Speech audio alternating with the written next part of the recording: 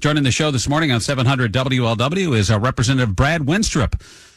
He is on the Permanent Select Committee on Intelligence and chair of the Oversight Subcommittee for that. Brad, good morning. How are you? I'm doing fine. How are you? I'm doing well. Thanks for joining. All right. I know you've been extremely busy there in dysfunctional D.C., which we'll get to in just a second. But sitting on that Intelligence Committee, what can you tell us this morning about what's happening with Russia and the threats that they made? Is that a legitimate fear? I mean, clearly it's not a present danger. But when Representative Turner out of Dayton says, hey, you know what, we should open sources basically and tell the American people what's happening and be forthright with them because this is a real threat to our security, that kind of gets people to take notice. What can you tell us? Well, let me just start with a couple premises here. One, I've said for years, space is the ultimate high ground when it comes to the defense of our country, and that is why we created a Space Force a few years back.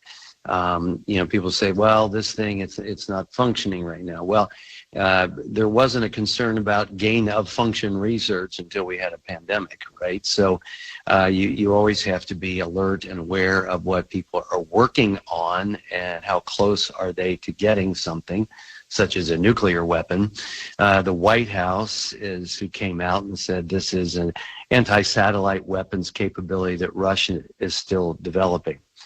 Well, if we can nip things in the bud, that would be great. One of the reasons that this was released, and I want to share something to you because I see like a CNN headline that says GOP warning of national security threat. Okay, well, we voted on this in committee. It was 23-1. It was bipartisan. We felt that the members of Congress needed to be aware of this threat, and also, there was another component to that. We wanted members of Congress to be aware because we, as a committee, were not getting any response from the administration as to what the plan was to counter this threat or to be ahead of this threat. And if members of Congress are aware of something and are expecting something from the White House, they at least have to come to the Intelligence Committee and tell us about the plan going forward. Sure. And hopefully we'll get that in the next week or two. So that was a move, if you will, to try and get some action out of the White House. But also, it was extremely important that members of Congress were aware of this and not just the intelligence. Right. When Russians came out and said, well, this is just a way for them to try and get the funding thing done. But if they're actually doing this, now the other element, too, and you would know deeply about this, is what real kind of threat do they have? I mean, we see them, they're getting decimated.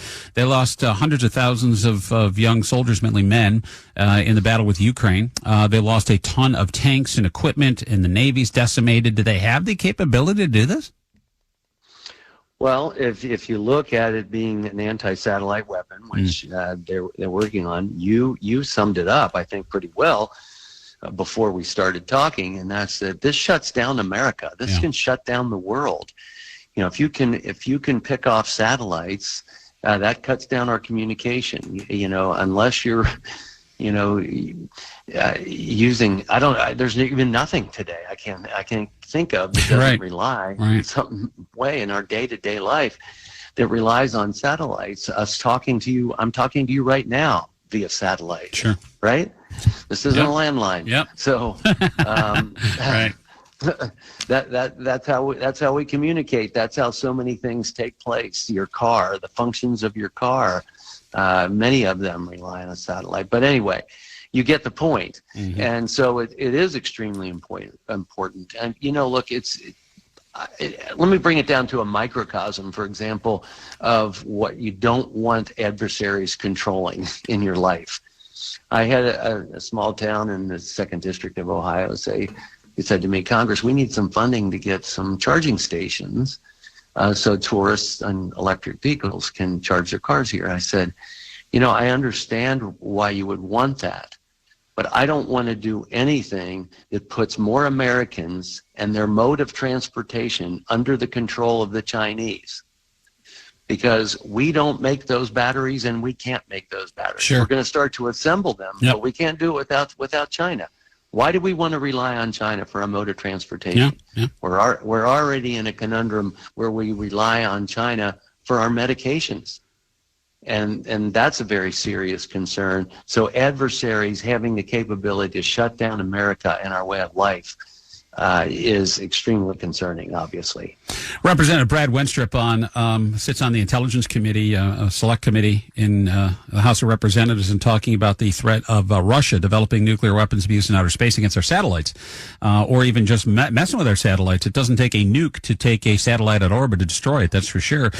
This is all overshadowed, and I know we allegedly can walk and chew gum at the same time, but we tend to be focused on one big issue at a time, whether it's security or the economy, but the top issue for a lot of Republicans is the border issue. And now that I have you on, Representative, the Senate's border, obviously not in your chamber, but the Senate's border proposal, one of the toughest bipartisan bills to come out on this issue in a long, long time, if not ever, that Republicans like yourself said, hey, yeah, this is a good plan.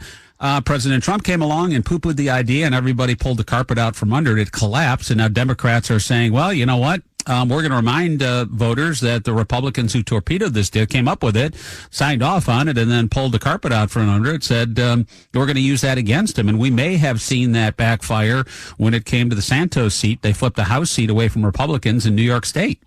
How concerned are you about that? I mean, the border crisis has been going on for a long time. There's no question about it. It doesn't seem like we're handling it the way we should. I tend to be more pessimistic and say I think both the left and the right don't really want it solved, because then you can't get people to support you if you agree on something.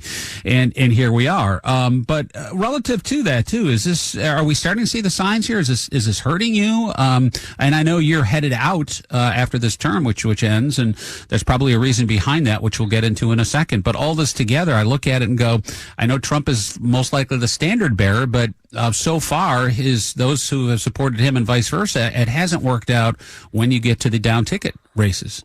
Well, let me just I think that's one of the issues that President Trump won on, was securing the border. Mm-hmm. And let's face it, the border was much more secure under the President Trump than it does under Biden, who just basically open doors policy. You know, it is interesting because as time has gone by, and I see that in the House, we passed H.R. 2, which is Secure the Border Act. It would force the Biden administration to restart construction of the wall. He doesn't need a bill. He can do it. He's not doing it. Yep. And that's just one of the things we talked about: more Border Patrol agents, more technology, and catch and release. But here's the thing that I've really come to realize: Senate can pass something, House can pass something, we could pass something together. None of that is even necessary. All we have to do is all President Biden needs to do is take away the policies he's put in place and go back to how things were before he became president of the United States, where he reversed the policies at the border on day one. And so that's all that needs to take place. So it really doesn't matter what we pass. It's really not leverage politically for the House or the Senate, because it's really what the president can do and isn't doing. That's what it comes down to. And that's a fact. It's just the reality that I've come to is we've had this debate. Suddenly the light bulb goes off. Well, it doesn't matter. The president could take care of it right now. He doesn't need a bill. Well, yeah, there's no question about that. And I think this is exacerbated. And at the time it was criticized by the left. I thought this is a master stroke by Governor DeSantis and, of course, Texas as well. And that is thinking, okay, well, now we're going to take these people who cross the border. We're going to send them to you. We're going to make them your problem. Now, Chicago is screaming uncle. New York City is screaming uncle, and rightly so. You should spread the pain out. It shouldn't just be the border states that have to suffer. Now you're seeing what the problem really is. And yet they're still, are you surprised they still are reluctant to, the president was still reluctant to do anything when that started hitting home for him. I thought it was a great strategy. I know people go, well, that's just, you're playing with human chattel now. Not really. I mean, if you cross the border, you are, you're in migratory status, I guess, in Texas. What's the difference if you're doing it in Boston or New York or Philly or Chicago? So I thought that was a great strategy. Martha's Vineyard. Yeah, Martha's Vineyard. It's like, okay, Vineyard. Well, you guys, you want to be a sanctuary city. Here you go. This is what it's like. And now they're going, oh my God, we're in crisis. We can't take anymore. Well, what do you think Texas has been doing all these years? That's exactly right. And so every city is a border city. Every state is a border state now. And especially when it comes to the drug traffic that's going across the border. I mean, this is one of the things that is amazing. You would think we would at least want to address the border vigorously from the White House when you look at the fact that we've had 110,000 Americans between 18 and 45 last year die from overdoses, with 2/3 of those being fentanyl. The drugs are coming across our border. And, they talk, well, we've caught all these. Well, it's what you didn't catch that you don't know. And clearly, it's still coming across the border. Right. And you would think 110 deaths. This is the thing that does amaze me, too, when it comes to that topic, Scott. On 9/11, 2001, we lost 3,000 Americans. Most vicious attack on America, on our homeland, since Pearl Harbor. We went to war for 20 years after that. We're doing nothing about 110,000 just last year and 100,000 the year before. Does this make any sense? I don't get it. Well, I think part of the problem, too, and you know more about this as a physician, Brad Wenstrup, is part of it is people falling down in a trap and a lifestyle and a cycle, but another part of it is self-medication because of mental health illness, and we're not anywhere near where we need to be when it comes to treating, recognizing, and having help for those who suffer from mental health, because typically people will go, I can't get help, so I take drugs to make the voices and the bad things go away, give me a sense of relief for a while. It's a chemical escape, if you will. You know that, and we all know that. That issue really has to be taken a lot more seriously, too. Yeah, I mean, alcohol, too. Right. It's always been part of the equation. But here's my question. What has changed in our society that has led so many people to mental illness? Now, I understand. I know some of it's chemical and things like that. I only have an undergraduate degree in psychology, Scott, so I don't claim to be an expert. I am a physician, but still, I think you have to look. We need to take a serious look at what's changed in our society, and you can relate that same concept to shooting. In the 50s, kids brought their weapons. They brought their rifles to school, and they had target practice afterwards. They kept the gun in their locker. Something's changed in our society, and we have to take a look at it. I mean, in my own district, in the 2nd District in Adams County, against the wishes of the community, the ACLU came in and made them take down "Thou shalt not kill" from in front of the school. I mean, what are we doing? Yeah. It's just there's been changes in our society that we have to look ourselves in the mirror instead of just say we need more mental health providers. Well, why do we need more mental health providers? And you touched on something. Why do we need more people? Why do we need to treat more addicts? Why are we have more addicts? Why are more people getting involved? Yeah, what's driving people to do that, right? And why are we becoming, the more connected we are, the more isolated, right? And not to belabor this, there's something else I want to talk about.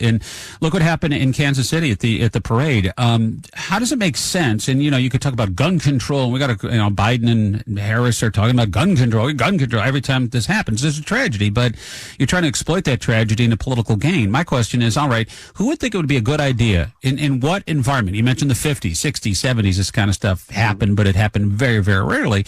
Is it two people who got into some sort of street beef thought it'd be a good idea to pull out weapons and start firing at each other with big magazines, by the way, unloading weapons with 1 million people standing around? I mean, that is the most self-absorbed, sociopathic behavior that we're seeing on a daily basis, or sometimes it feels like an hourly basis in this country. That has nothing to do with guns. It has to do with what's going on between your ears. Brad Wenstrup here on 700 WOW for a couple more minutes. I'll pivot into this election. No question Donald Trump will be the Republican nominee at this point. Will Biden be the Democratic nominee? Well, from what I've seen just in the past few days, now obviously what the special counsel came out and gave his opinion that the president shouldn't be prosecuted because he's not cognitively aware to be able to do that. Well, then it begs the question, should he be serving as president of the United States? But, what I've seen coming from the White House, one, they're very angry. I've heard other physicians come out and say, when someone is losing their cognitive ability and get accused of it, they usually react angrily. We saw that.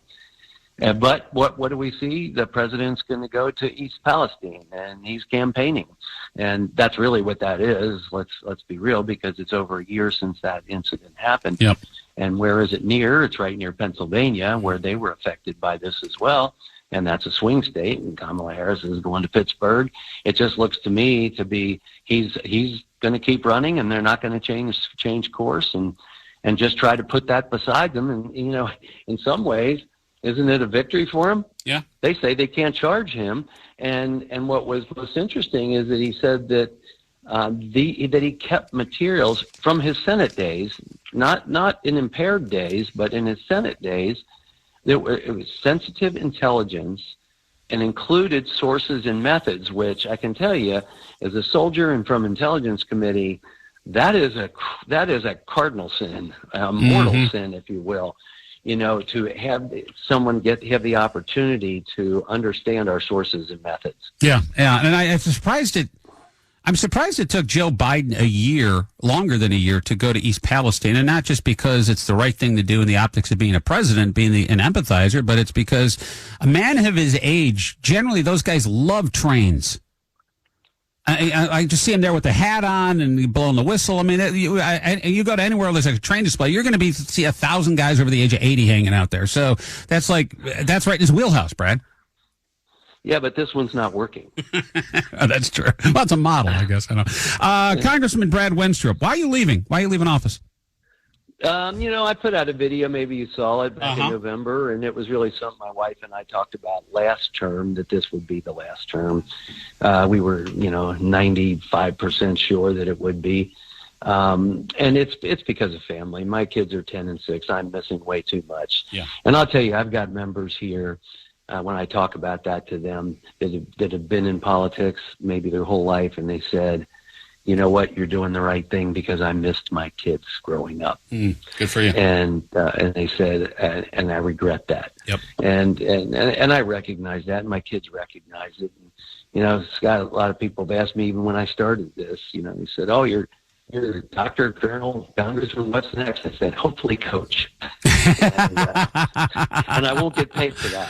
Yeah. And that's the best job you can ever have, too. But I wonder how much I saw recently. There's 23 Democrats, 21 Republicans that have said, okay, I'm tapping out because of the rhetoric, because, one of your colleagues even said that this is the worst, he's been in Congress a long time, this is the worst congressional session of all time. We just can't get anything done because of the bickering between the two sides, and said, I feel like they sent me here. I can't do anything.